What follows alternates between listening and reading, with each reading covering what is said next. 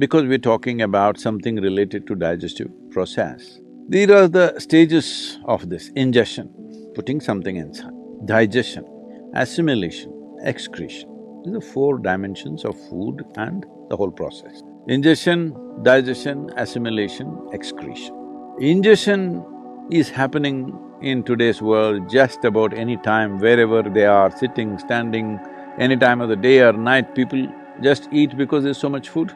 It was not like this ever in the history of humanity.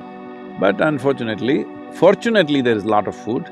Unfortunately, people don't know when to eat, when not to eat. If one has the necessary awareness, they could observe on which day your body doesn't need food.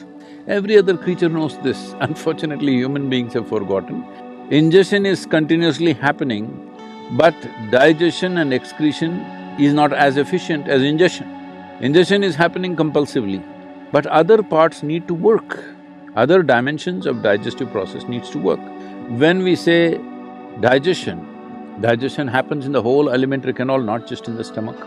And assimilation also happens across the entire alimentary canal.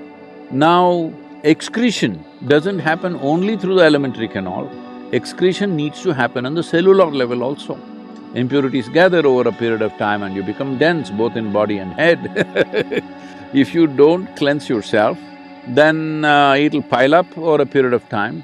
We call this karma, because when it piles up, it determines the way you think, feel, understand and experience life. So ingestion should be a conscious process.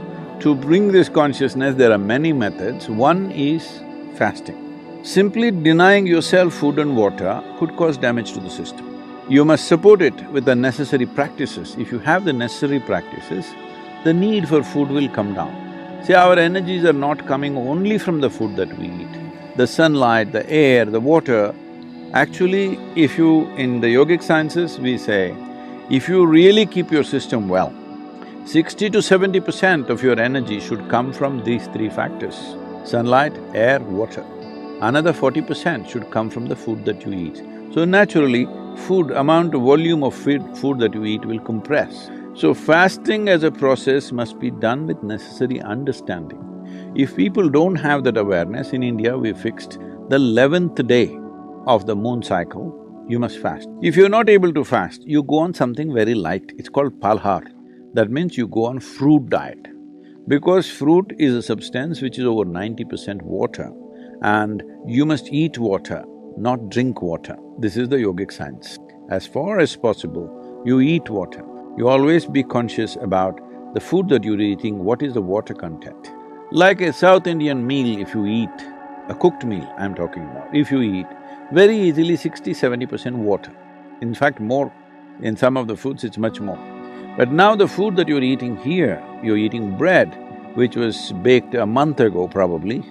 Nobody is going and getting fresh bread and come, and anyway, the way the bread is baked, it doesn't have water in it, very, very little water. If you drink any liquid along with your food, the acids that are necessary for digestive process will get diluted. Your whole digestive process gets inefficient. Because food, when it goes in, if it contains water, it assists.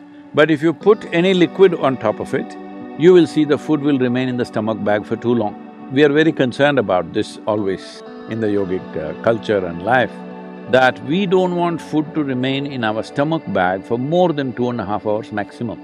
In 2.5 hours' time, it doesn't matter what I've eaten, how much I've eaten, it must go into other parts. If it remains there, it makes you down.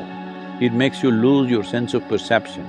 The level of perception, the keenness of perception is lost, which you notice if you eat food without Coke or coffee or tea or anything, you feel down. It kind of pulls you down. Whole lot of people have developed a culture around it. After lunch, they have to sleep. So, to ensure that digestive system is in full process, because for most of the chronic ailments that people are suffering today in the world, the headquarters is in the stomach. Yes, for a lot of people it's shifting to their head, but largely headquarters is in the stomach, what they eat and the way they eat. So in this way they eat, one simple thing to bring discipline is maybe 1 or 2 days in a month, You go on much lighter foods which are very simple and easy on the body. If you can just thrive on water or just a little bit of lemon and water or lightly honey-laced water, it will help, but if it's not possible for you, maybe a fruit or something, which is very, very light on the system. The idea is to give digestive process and assimilation process a break so that rest of the body begins to excrete on the cellular level. It must throw out all the impurities.